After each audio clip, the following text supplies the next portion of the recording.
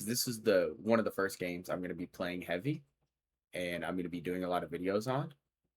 Ooh, I strongly recommend SAROS review. I can't start with something like that. Start with this. Got it. Ooh, so the only problem is now.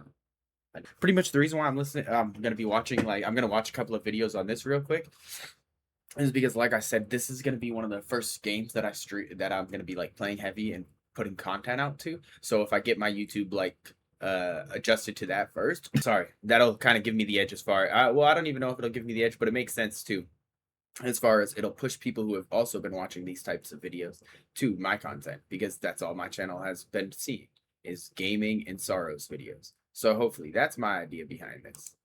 We shall see. That is the strongest of tides from the shore. See, I'm really excited about this game because not only does the graphics look crazy, like, and I know this is going to be a completely wrong, like, analogy, but it's kind of like my version of Crimson Desert. Because, like, yeah, Crimson Desert was fun and I had a great time playing it, but, like, I've always loved shooting. I've always loved, like, gun games way more than, like, sword playing games. And I feel like this will be like that. Like, just a completely different gun type of RPG game that'll just be, yeah. I'm really excited for this one.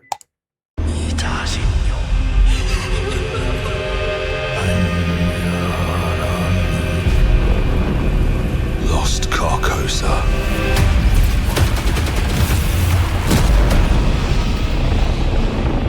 Ruled by the eclipse. See, yeah, the graphics are just insane on this game. Look at that. Look at that. Like, I've never even played Returnal. I just recently, like, Call of Duty got bad and I started playing other games, and it's kind of got me into a rabbit hole of like, oh man, there's been so many good games that I've missed out on. I search for you and find only death. But I always come back stronger.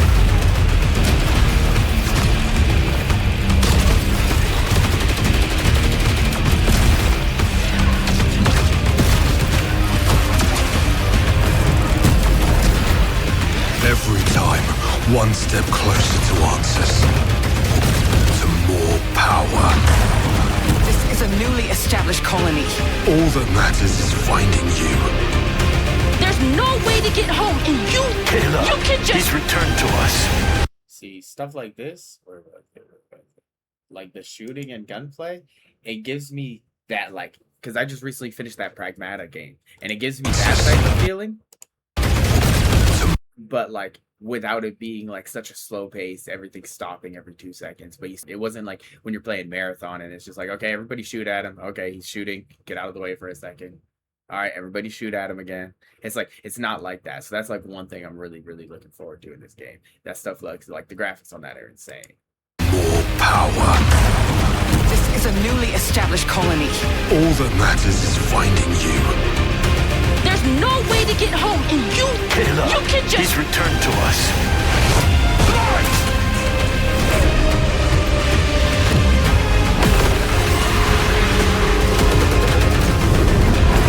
The sun is forever. And so am I. With another episode of Before You Buy, that show where we give you some straight up gameplay and our first impressions of the latest games releasing. It's me, Jake, and today we're talking about SAROS. Wait. I'm doing this wrong. This is the newest game from Housemarque, the Finland-based studio behind one of my little favorites, Resogun on PS4 back in the day, and Nex Machina, a bunch of other games, as well as the very unforgiving Returnal more recently on PS5. Now, SAROS... Yeah, see, I don't think I've played any of the games that this dude just talked about. Their newest, to me, marks a really good blend of their new and old styles. You know, the brutal challenge and mature storytelling of Returnal, mixed with even more arcade-style addictive fun factor as their games from the 2010s. SAROS is straight up awesome. It's brutal, it's fun, it's addictive, and it's compelling. Keep in mind, we've been playing a review copy, and this footage is captured running on PS5 Pro and is spoiled. See, like having to dodge all this stuff, while you're fighting, that's going to be so much fun to do. I'm sure it's going to be frustrating and you're going to die 100 times, which I'm not even sure how that works, because from what I've heard is like you have to like restart everything, but you don't have to restart everything. They're free. Look, this game is going to be really fun to try to figure out, because like my understanding is like you could do stuff like how there's like when you reload, there's like a little bar that pops up, kind of like how in 2K when you shoot to get like a perfect reload, it'll make you reload faster or give you extra bullets or whatever. But there's like ways to like make that easier or harder. But then you also have to balance it out by making something like dodging harder, because reloading's easier, so you can't have the game just be all cheese. Like, I don't know. It's going to be fun. I think it's going to be a trip that's like people who are going to be able to put so many hours into this game just because you can do it on, make different things harder, and then like, yeah, it's going to be crazy. It's going to be some bosses are going to be spoiled because I got to show you some cool stuff, but not all of them, so don't worry. Story-wise, you're also covered. It's only early stuff. For a little context, I know a lot of people are going to ask about comparisons to Returnal. For me, as someone who really appreciated Returnal, I understand why it's so beloved. I had good things to say about it. I had to really work at that game, and I also bounced off it after a while, and I had to keep like pulling myself back. Now, SAROS immediately pulled me in, and it did not let go. And even though it still maintains that high difficulty level, it does so in a more meaningful way, less brute force about it structurally, you know? And it doesn't really feel like it ever wastes your time. Plus, it's got a really good mystery. See, like, you can't tell me stuff like that doesn't look insane. Like, just like everything about it, from the graphics to the mechanics of having to dodge and then shoot, get out of the way. Okay, he's attacking you, and the whole like, okay, the dude's probably trying to hit you. Those attacks are probably a lot harder. So, this game is gonna be so much fun.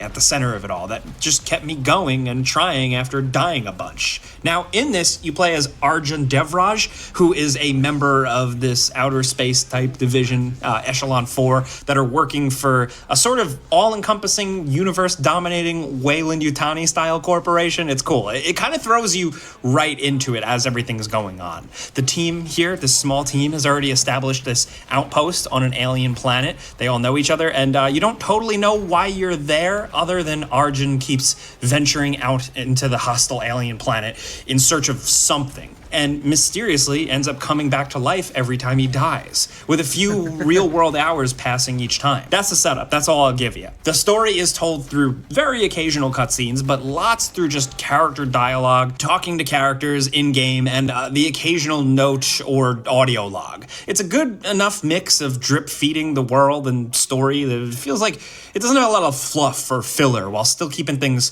interesting, even if you're replaying a level that you keep dying. See, I do like that, because that gives you the option to like, you can kind of like skip it more, like, you know, because I'm big on the story, but I'm not one big for like huge cutscenes, long cutscenes. Like, I hate that. I genuinely do hate that. Like when you're playing Crimson Desert and you're on your horse, or the dude's like walking slow and you got to go 2,000 meters across the map, and the dude can't walk faster than a grandma with cancer. Dude, it's horrible. I hate that. And it's got really cool sci-fi elements, man, like from your team's AI computer to the look of the worlds, the on-screen text, all that. And it's a pretty tough personal story on a horrific hellscape alien planet, and I was just really into it. It's not perfect. I wish there was more of it. It sometimes feels a little disjointed or a little too vague for its own good, but that's like my only complaint, really. I'm kind of reaching. It's still good. And so it looks like with that grapple hook, there's like spots on the map that you can use it. It's not like just something you can put at anything and use. The gameplay is the center. Still, it touches on character issues you rarely see in a video game, and it's done in some pretty subtle and interesting ways. And I think the actor behind the lead character, the player character, Rahul Kohli, he really helps sell it. Head out into the world and you start running and gunning like a crazy person. You know, you make your way through biomes, you're finding better gear and getting stronger as you go, trying to survive just as long as you can.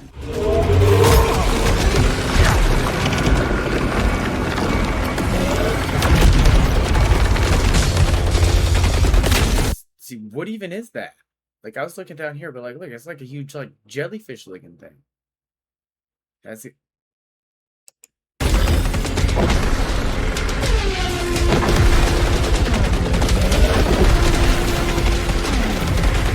Oh, that's pretty. I was actually wondering, like, okay, he's kind of cooked there, right? You just take damage. That's the stuff that's gonna irritate me, because it's gonna take me like 4 times to die into this boss just to figure out this. If I wouldn't have seen that, I would have died to the boss like 4 times just trying to figure out this jump.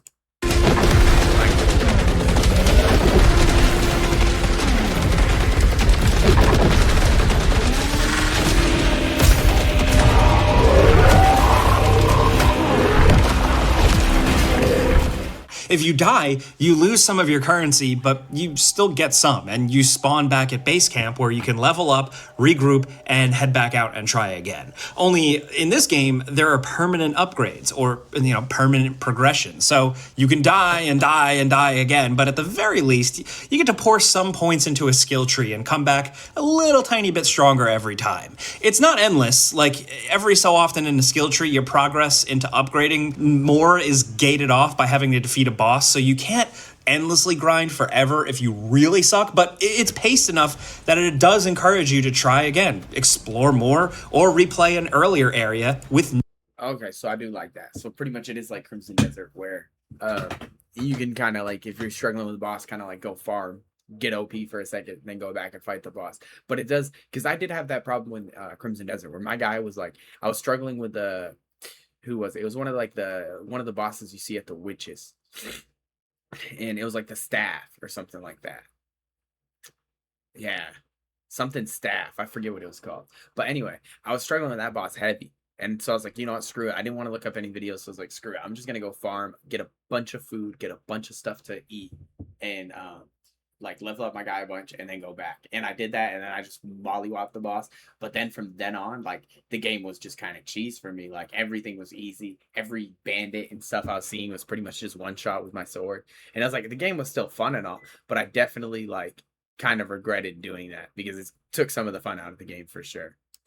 New abilities and more power to find more stuff and then come back even stronger, because every little number going up counts. Also, the game isn't based on one single run, really. You defeat a boss and then you'll be able to spawn back in at that specific point usually. When you're in levels, at select points you can trigger a solar eclipse. Now this changes the area a bit and makes enemies more brutal, while also letting you find even nicer loot rewards in the environment. But these often end up having more trade-offs, like you get more vitality, but you get more recoil added to your weapon, or generating power more efficiently, but if you take damage, your gun jams. So the solar eclipse can be triggered to not just make the game more dangerous and more rewarding at, whenever you want, but also sometimes you need to trigger it to progress through certain parts of a level. Now, and like, I wonder how many different guns there are. There's got to be a pretty big variety, because I've seen them have at least like 4 or 5.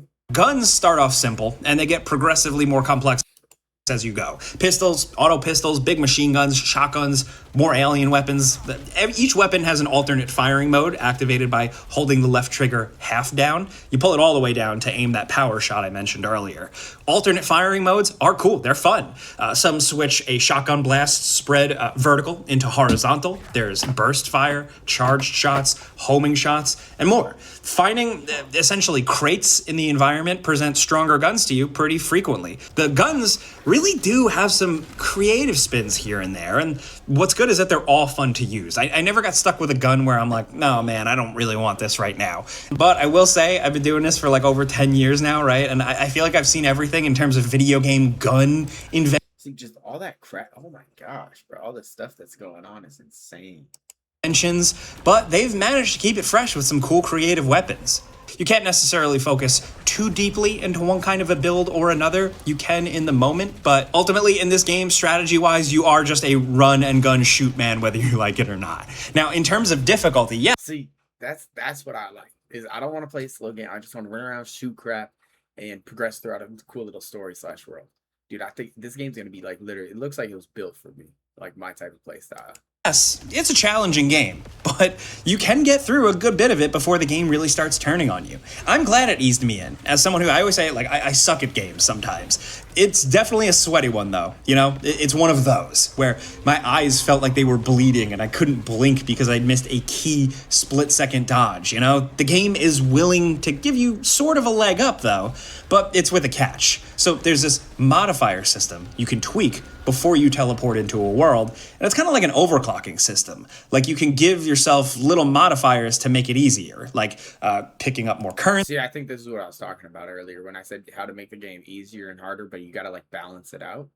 a slight weapon damage increase, maybe slightly more health, and more. But on the flip side, you have to balance these benefits with some sacrifices. Do you deal with more corruption damage incoming? Do you lose the ability to collect one of those key resource bits for that run? Or maybe you lose out on second chances? So if you are a crazy person who loved Eternal and you're a masochist, you can give yourself all sorts of difficulty modifiers to make things even more punishing. Plus, in the world, the game will also offer these occasional option areas to go spawn into that are crazy hard, that give you more benefits as well. So I'd say if you're a hard game enthusiast, you don't See, that's pretty cool. I've not seen this little streamline at all. have to worry. I think Housemarque still did their thing here. You just need to tailor it to you. And I do think either way, the game still offers plenty of challenges. Performance-wise, the game looks super sharp, high. Yeah, just everything. The detail and everything is crazy. There hasn't been one area where I'm like,